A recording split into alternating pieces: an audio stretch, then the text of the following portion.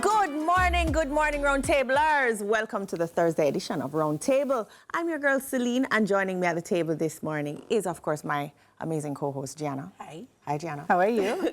Followed by our special guest, Executive Manager and Creative, Julia Brass. Hi, yes, good did morning. I say it right? Good morning. Brass. Brass. Yes. I really love your The picture. outfit. Yes. Wow, thank you. I was so nervous this morning trying to find something to put on. No, man. Of course, you showed up. Welcome to the table, guys. Okay, so how's it going? Good. I mean, considering, why we're here to talk about Beryl and its after effects. Yes, and a all of week that. after, right? Yeah, we're still feeling it. So. And we're still feeling it. Yeah, we're still feeling it.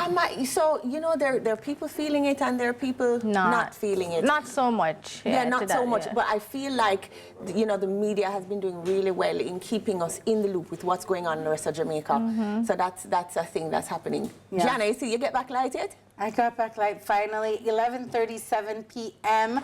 on Saturday night. Yes. Thank you very much. I saw the guys working on the pole. I didn't think it was mine because it was so far away, but they were. And by the time I drove onto my street at 11:37, it's like it lit up like Christmas, like welcome home. And I was just like, this was like such an amazing feeling. Yeah. I mean, obviously, I wasn't suffering as much as a lot of people are. Yes. But when you don't have light and you have a small child, and if the water is dependent on the light and all those things, the inconvenience. It's not even just inconvenience. It's really a break in your lifestyle. But what we talked about last week, which is just the anxiety of the situation and having to go through it like that. Yeah. So I'm glad you're good, ladies. Yeah. Well, you're gonna you're gonna tell us how we're still not quite so good. Yes. So it's time now to check what's buzzing online in our social buzz. Check this out.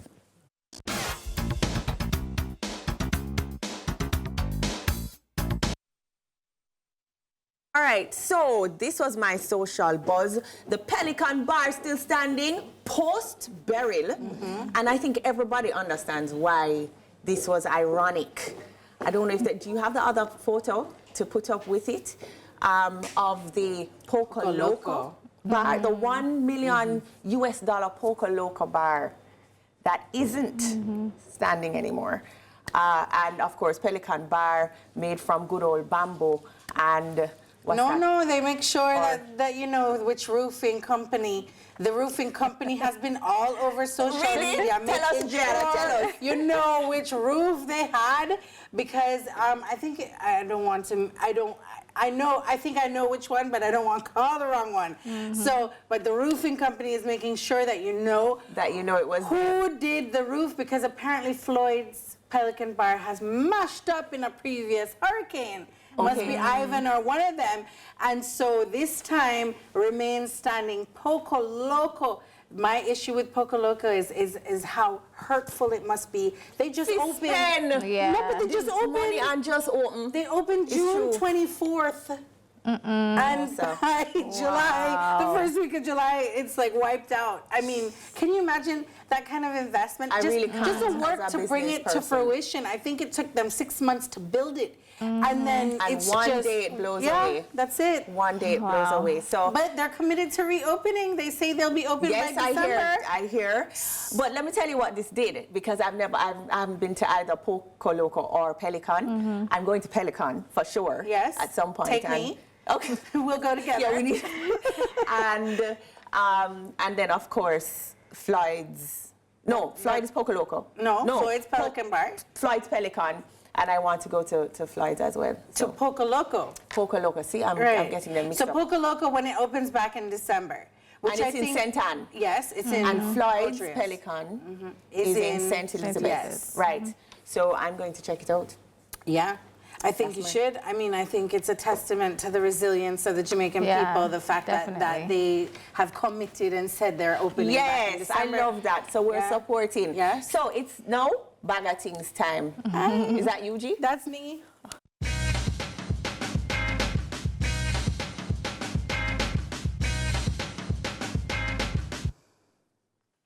So this morning, my bag of things is the Herflow Foundation, which is the founder and CEO is our very own Celene Weeks. And I really wanted to show, she does period kits.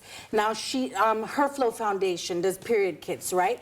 They do them for people in schools, so they go in and they talk to them, teach them about their period and their bodies and that sort of thing, and they offer a little kit, you know, to introduce them to the various things that they might need when women are menstruating or girls are menstruating.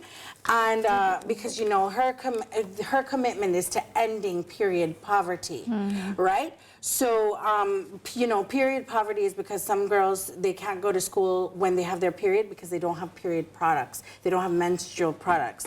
So, so she has that going. But particularly after Beryl. But particularly after any sort of disaster at all, Herflow Foundation donates all the sanitary napkins. They go into the different communities and they send them the products. If they can't get there, they send them the products. And what I've noticed since Beryl is that on every single list of needs, sanitary napkins is on it. So Herflow Foundation, this is the kit that they offer in the schools. But what they're doing now is they're planning to do bigger kits. So this size kits, but they're having a denim drive. So they're asking for all your old jeans.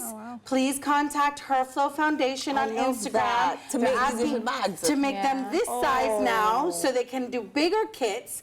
But also, they have committed, they knew you were coming on the show. Okay. Yes, and I told them, well, we'll get into why you're on the show later, so then we'll talk about what they're gonna do for you. Okay, But for Bag of Things today is Herflow Foundation's period. That's fantastic. Nice. That's fantastic, Nice. That's a and good just so idea. appropriate after a natural disaster to be able to give back in that way to our young girls. I don't know if I knew that Summer's Eve had a cleansing cloth.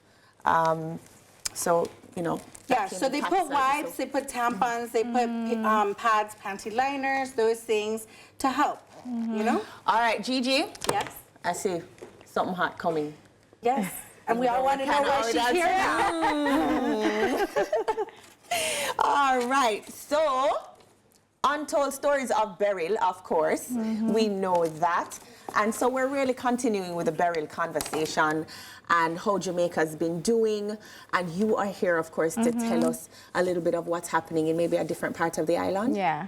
So, you know, right now we're hearing about St. Elizabeth, we're hearing about Clarendon, Mandeville, but there's a little part of St. Catherine called Bushy Park, right, that has been, in the last few days, been on the news because myself as well as others from the community is trying to get attention to a broken bridge, right, that is completely gone. And it attaches the one side of the community to the mainland, right, and so it's gone.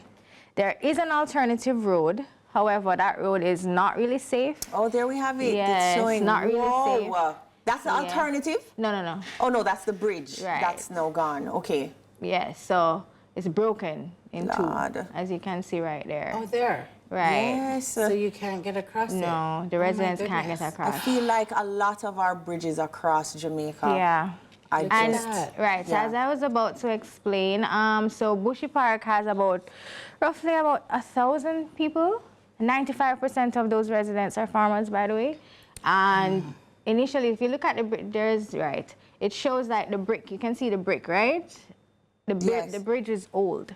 Right. So it was built in probably 1900s. But I know of the Bushy Park aqueducts that was built in the 1700s and that carried water to the Bushy Park estate sugar factory at the time.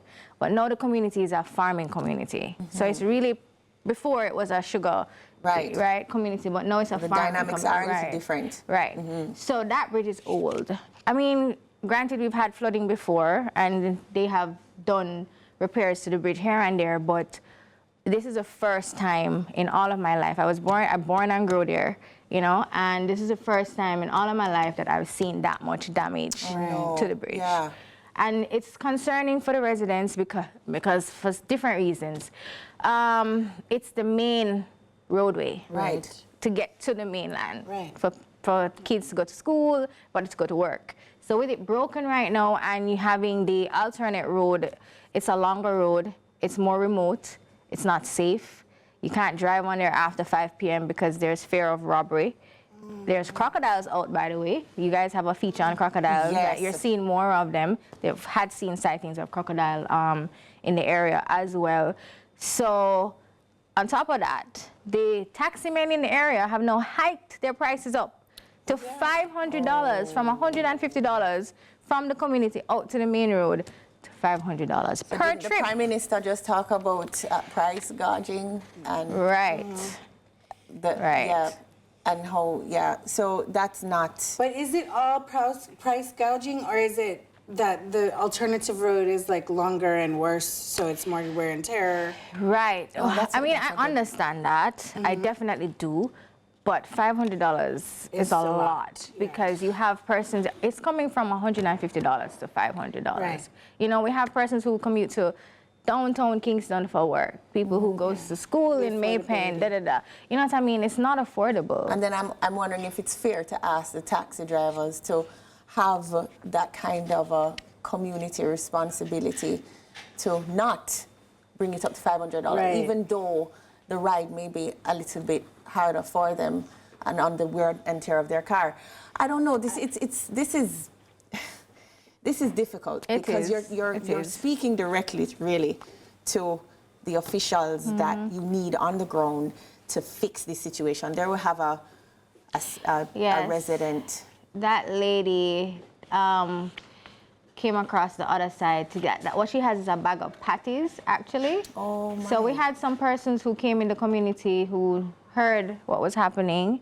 They are, I have their names here, from overseas. There's a little, okay, they're called World Central Kitchen, and it's a group of chefs that apparently go around the world, and they're chefs, so they offer food and meals and stuff like that. So they came down and gave the community patties, and she's on the other side. So somebody put a rope across the bridge, and she chanced it just to come over there for some patties. And she made it? Yes, she did. Yeah. She went across. No, but let me get this clear, Julia. So the chefs came from foreign to give us patties? Yes, I have their give us ID patties? here.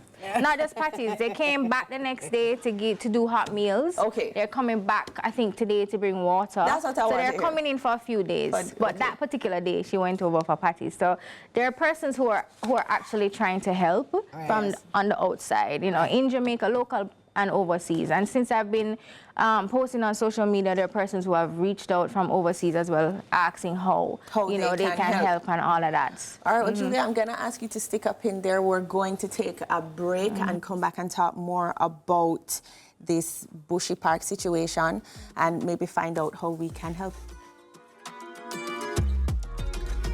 All right, welcome back to the round table, and we are talking to Oralee Brass, or Julia. Julia is my nickname. Everybody Julia knows me as Brass. Julia. About, of course, the community Bushy of Park. Bushy Park and the residents there and the bridge that has caved in. She is appealing for, you know, just items for the residents, about 1,000 residents, he said. Yeah. Items for the residents, and just, I understand that currently we're in a grave situation, and I just hope that the authorities and the powers that lie, you know, will take into consideration priority situations, you know what I mean?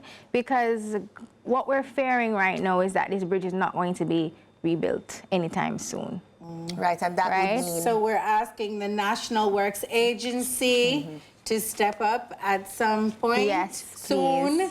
so that they can assist Yes. with getting these people their roadway. This is where they use to traverse regularly. Of course. So you have children. And in the interim, the residents are also asking if it cannot be fixed right now, can we get some situation like a footbridge or something that they can That will allow safely them to. go across by foot if we can't drive across it. Right. So they can go on the other side and get the taxis on the other side. That would be way more cost effective for them. Right. You know what I mean? Just to get out of the community to do their business and go to school and do all of that. So it's just finding solutions. That is really what I would like to advocate for, that we are not just pushed to the side and, you know, oh, we don't have a budget, we don't have this, we don't have that.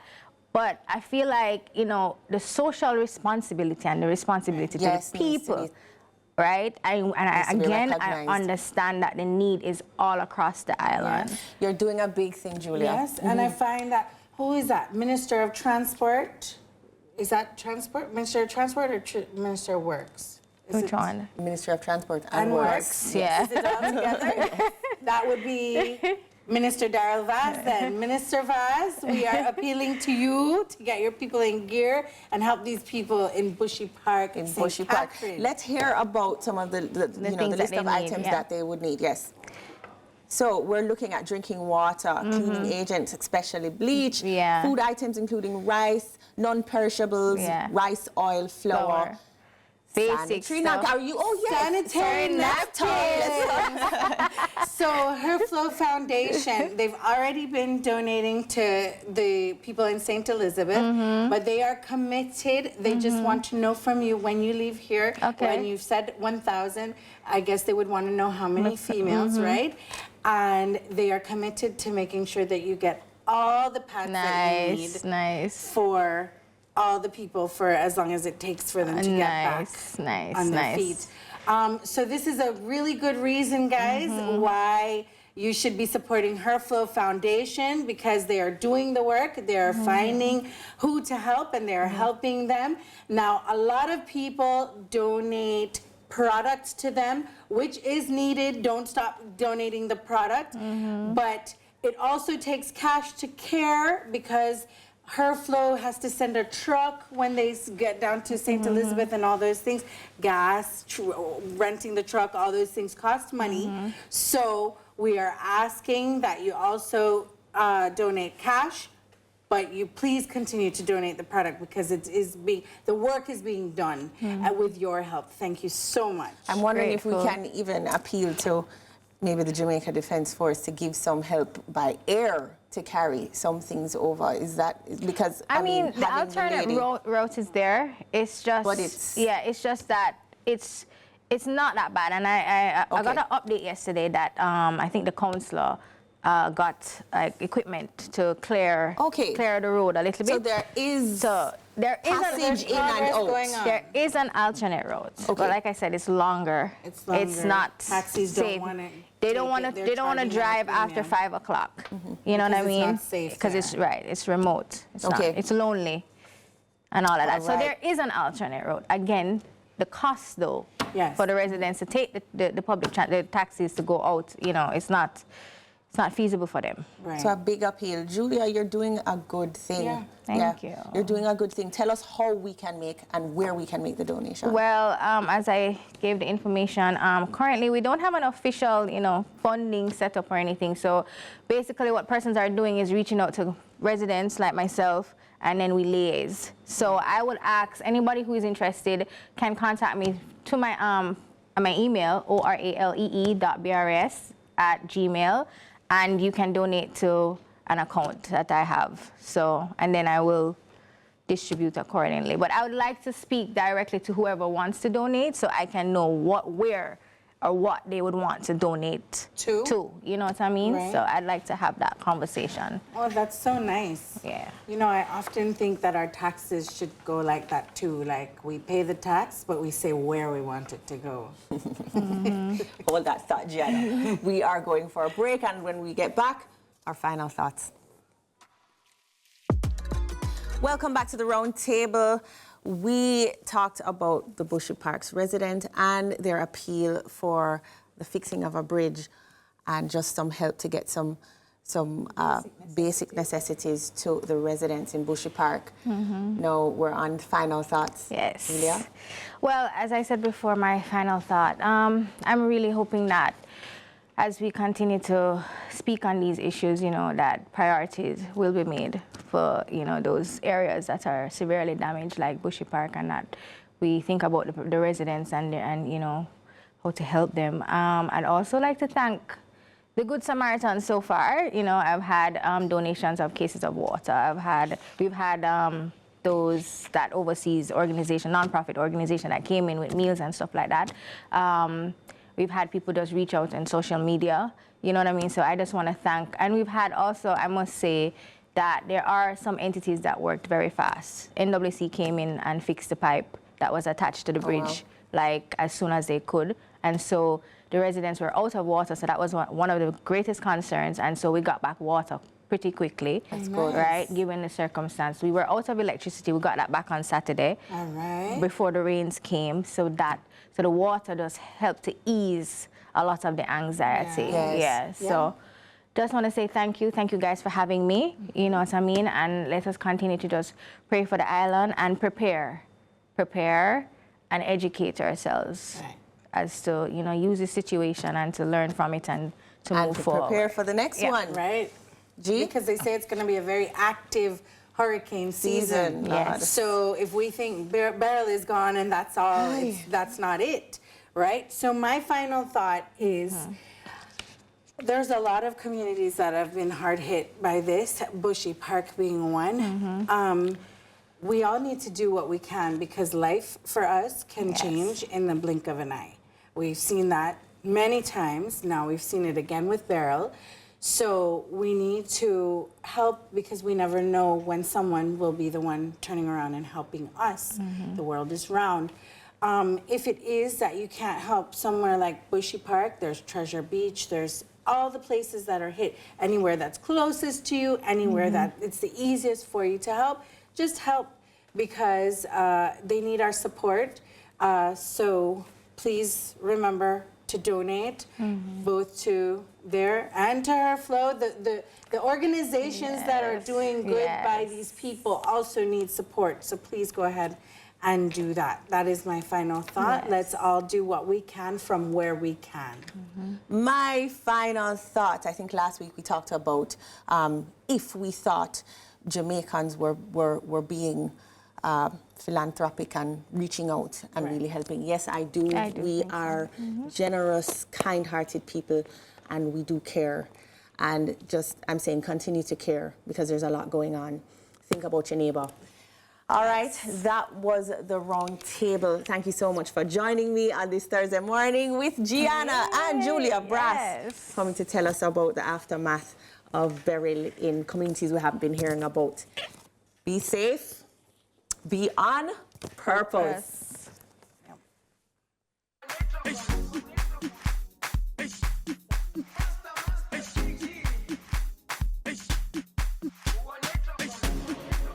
Jerusalem, ikayalami, ngilondoloze, uhambenami, zungangishilana.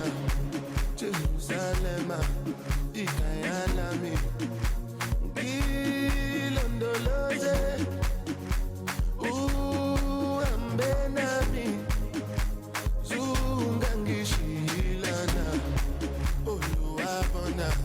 I'm not perfect, I came from ruthless times. I said juvenile. Ilondoloze, Zungangishilana. Look into my eyes, see pain and sacrifice. What's goes on my mind, struggling to survive. Ilondoloze.